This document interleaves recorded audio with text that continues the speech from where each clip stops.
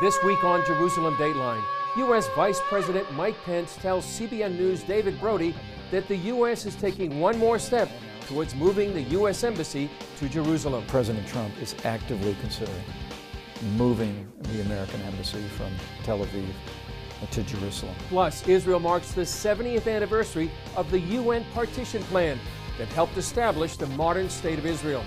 And enjoy the sounds of the street in Israel.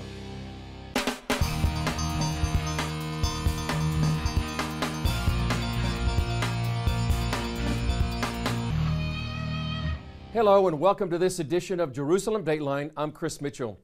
CBN's David Brody sat down for an exclusive interview with U.S. Vice President Mike Pence. Brody asked Pence about some of the crucial issues facing Israel and the Middle East, including whether or not the United States will move its embassy from Tel Aviv to Jerusalem.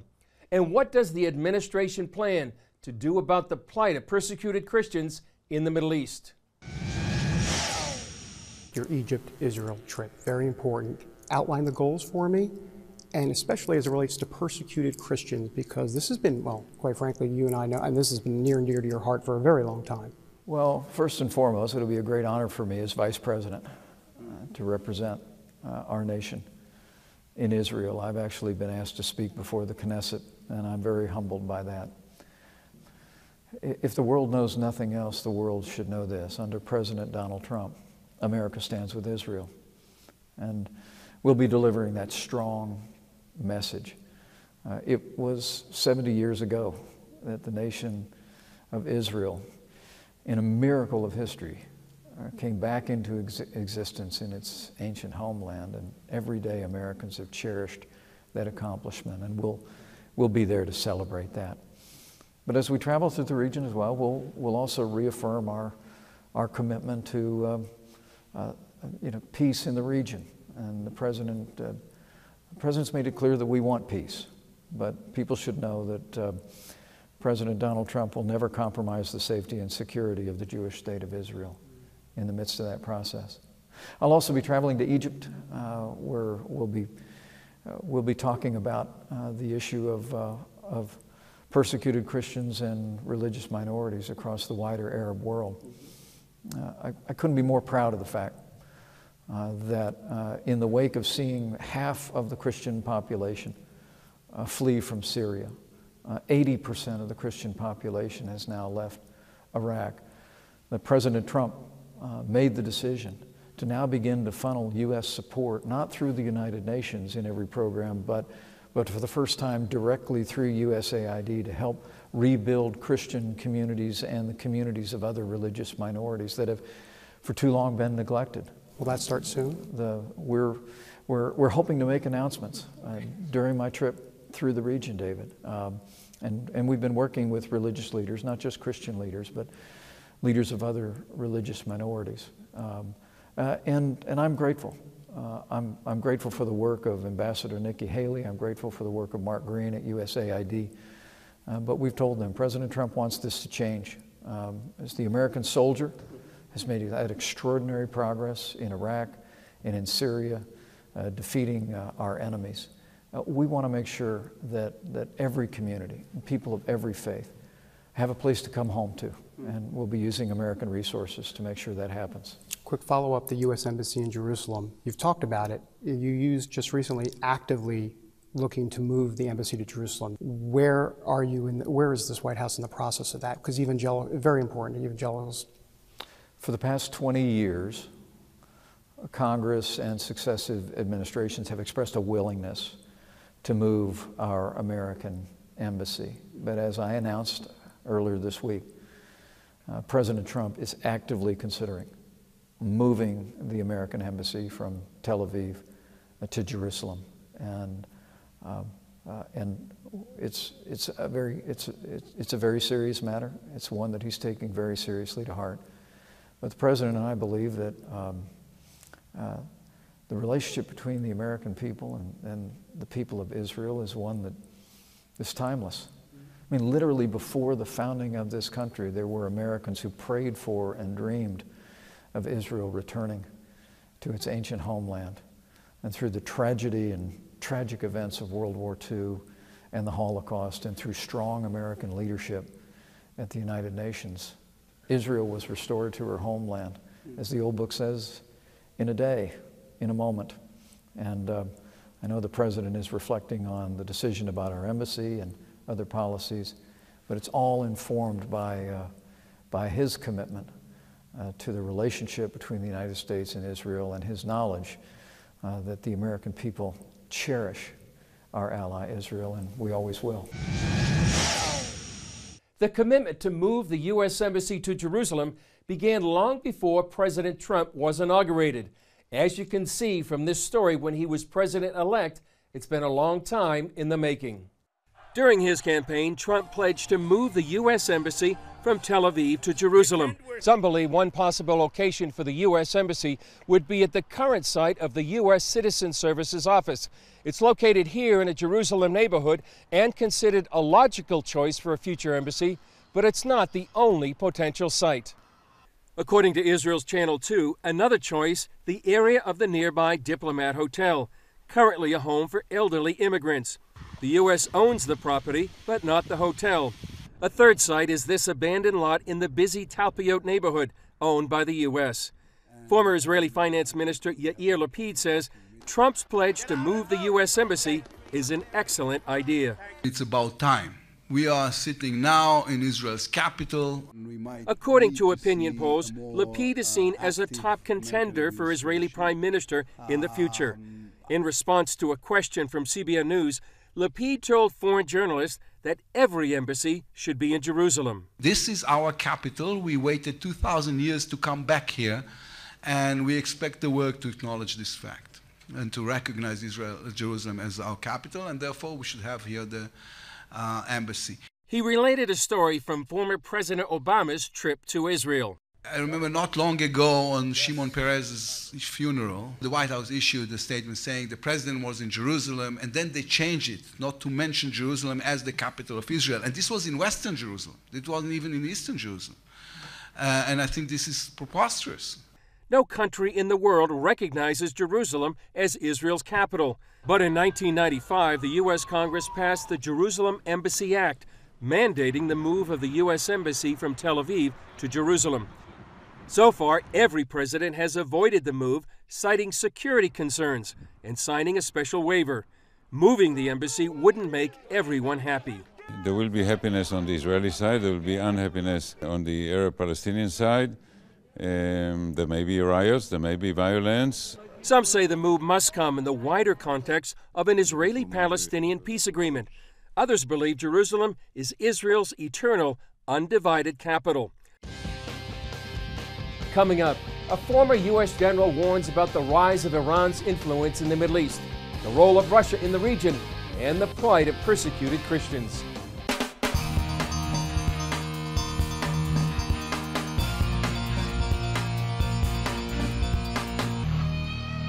In September, Iraqi Kurds voted overwhelmingly for independence from the Baghdad government.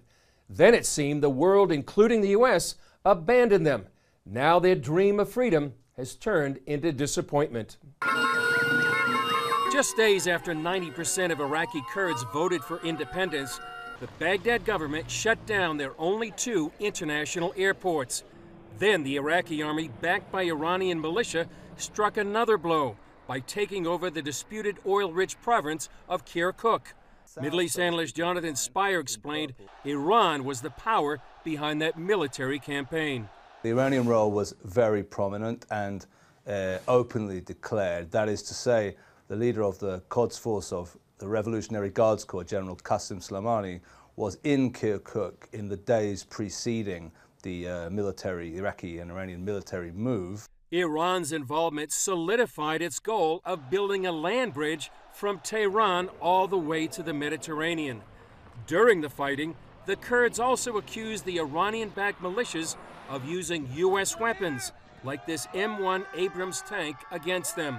Some Kurds criticized the U.S. for opposing their independence and blamed the West for basically abandoning them, although the Kurds proved to be a key ally in the fight against ISIS. America and Europe were very disloyal towards the Kurds because they made the Kurds fight ISIS instead of fighting themselves. They turned their back on us. We lost all our faith in the United States, in Europe, and everyone. One of the few nations to stand with the Kurds is Israel. But some experts believe how the U.S., the world superpower, responds may well determine the future of the Kurdish people. During our coverage of Kurdistan, we have often met with retired General Jay Garner. He joined Mark Martin in our Virginia Beach studios to discuss the plight of the Kurds, the growing influence of Iran, and the plight of persecuted Christians in the region. Well, first of all, what's your view of the situation in Iraq today, especially Iran's influence? Well, I think Iraq is a puppet government of, in fact, I know Iraq is a puppet government of Iran. It's been that way since we left in 2011, and it's not going to change. And if we allow Iran to control the Kurdish north, then the whole country will be a total puppet of Iran, and it will allow the Iranians then to complete their land bridge that goes from Tehran all the way to Beirut, and allows them to then put far more terror and pressure on the Israelis, and it will cause the few remaining Christians in the area to flee. How does all this affect Iran's threat to Israel? Well, of course, you know, Iran established Hezbollah under Assad's father in Lebanon. And then what's happened is Hezbollah has become a state within a state inside Lebanon. And so their money, equipment, training, everything is funneled to Hezbollah from Iran. And so we allow them to continue to establish this permanent land bridge. They had one before, but it was intermediate. And so if we allow them to establish this permanent land bridge, that will be able to funnel far more equipment, far more weapons, far more terrorist equipment to Hezbollah to inflict more damage on Israel. Well, what about Russia's role in the Middle East? Do you feel like their presence poses a danger to the United States and Israel? The Russian footprint that's going in there is very, very serious, I think. Plus, the Russians, for the first time now, are dealing directly with Iranians. And so there's a lot of Russian influence. What the Russians are doing, they're filling the vacuum that we're leaving. We're leaving a big vacuum there. Well, we talked a little bit about this earlier in the interview. We talked about the Christian population in Iraq. What do you think about the future of Christianity in Iraq? I think it's in danger unless we prevent the Iranians from controlling the Kurdish north. And if we now step in and we support the Kurds up north and we protect them, then the Christians will remain there. There's probably 250,000 Christians there now at the most. You know, there's over 1.5 million before 2003. But if we don't do that, then the Kurds have no choice but to become Iranian proxies. And once that happens, the Christians will have to leave. So you have no Christians in the area for the first time in over 2,000 years. So there is a movement for a Christian state to be formed in Iraq. So you believe that the U.S. should get behind that? I don't know that there's a movement for a Christian state, but what would happen in the Kurdish north is they would designate their area there as a safe haven for Christians throughout the region. It already is, and they would just make it official. And the Kurds have always protected the Christians. In fact, some of the Kurdish politicians are Christians. And so, but if we don't support the Kurds, then they have no choice except to be an Iranian proxy. There's no other choice for them. And if that happens, then of course Christians have to leave. They can't survive in that environment. Well, let's switch gears now and turn now to North Korea. The country is getting more belligerent, firing a ballistic missile Tuesday, and it says it has the capability of reaching the U.S. What is your opinion on how we should deal with this rogue state? Well, first of all, you can't let it continue. And I think what I would like to see us do is put a Aegis cruiser, one or more Aegis cruisers in the water on each side of the peninsula and engage those missiles as they're launched, and just tell Kim Jong-un, you know, we're not going to allow you to launch any more missiles. We're not going to allow you to test any more missiles. You're not going to be a nuclear country. You're not going to have nuclear missiles. You are a nuclear country, but you're not going to have nuclear missiles. And if you take action against us with that, then we'll not only destroy those missiles, we'll destroy where they were launched from. So even if it's just a missile test, you believe that the U.S. and its allies should shoot that missile down? I absolutely do, yes, absolutely. Not let them get the test results from it, not let them be able to advance to the next stage from it. And then if that doesn't work, then I guess the only thing we can do is go in there and prevent him from establishing. If he gets a missile with a nuclear warhead on it, he will use it. I mean, the whole country's unstable. So do you support a regime change? Absolutely, absolutely. I mean, how can you treat people the way he treats them? I mean, he has a population that's starving to death.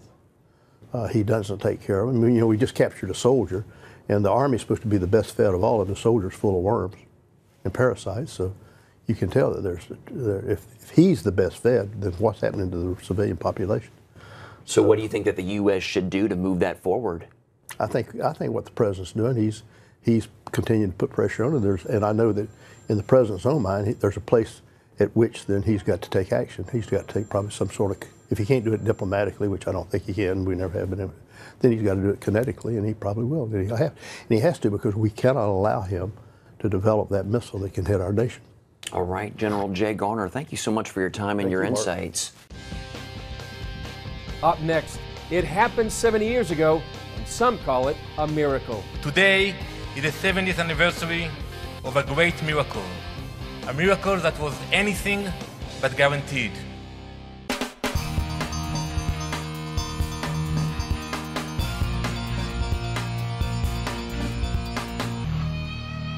November 29th is a very important date to Israel.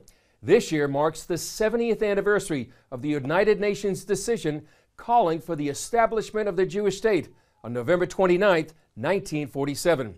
CBN Middle East correspondent Julie Stahl explains the significance of this historic decision. Those who are in favor will say yes, those who are against will say no. They called it the Partition Plan.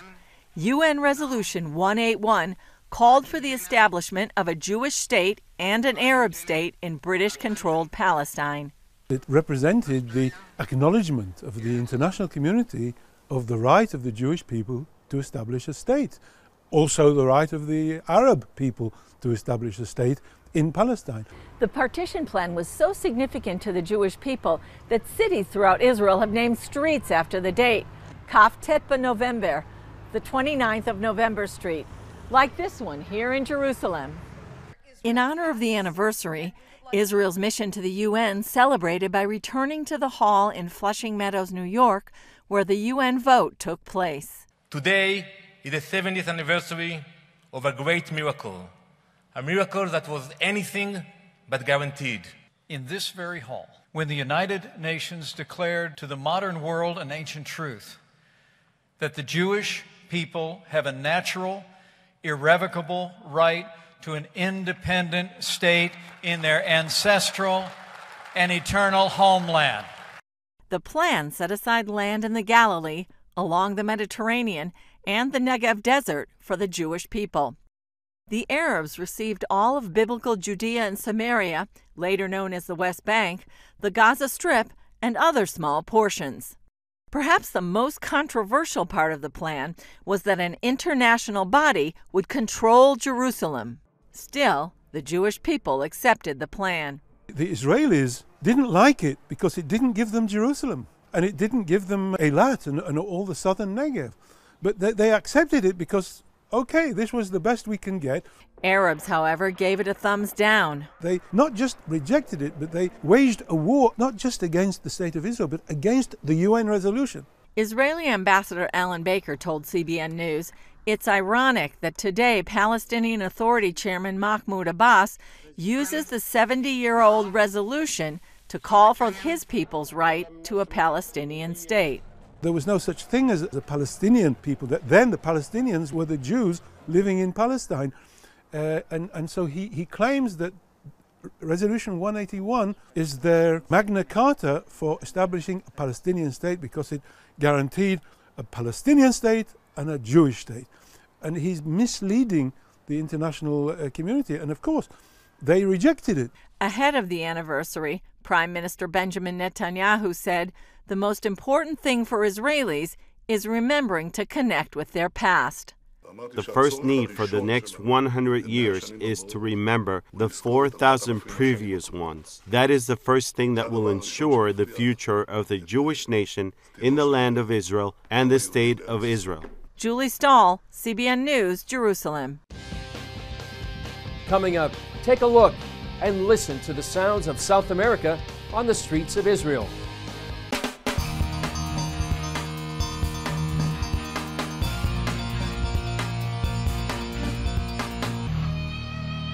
Israel is a magnet for people from all over the world.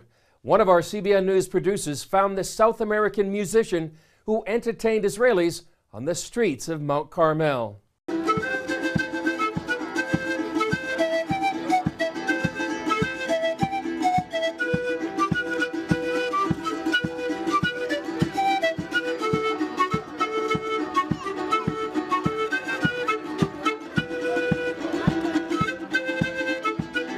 ¿Y por qué vino? Como todo muchacho joven quiere conocer la vida, conocer el mundo, conocer a muchos espíritus, mucha gente. Yo creo que la música es una medicina para poder compartir con alguien. Y ese alguien eres tú, yo, todo el mundo que le gusta escuchar la música colombiana, israelí.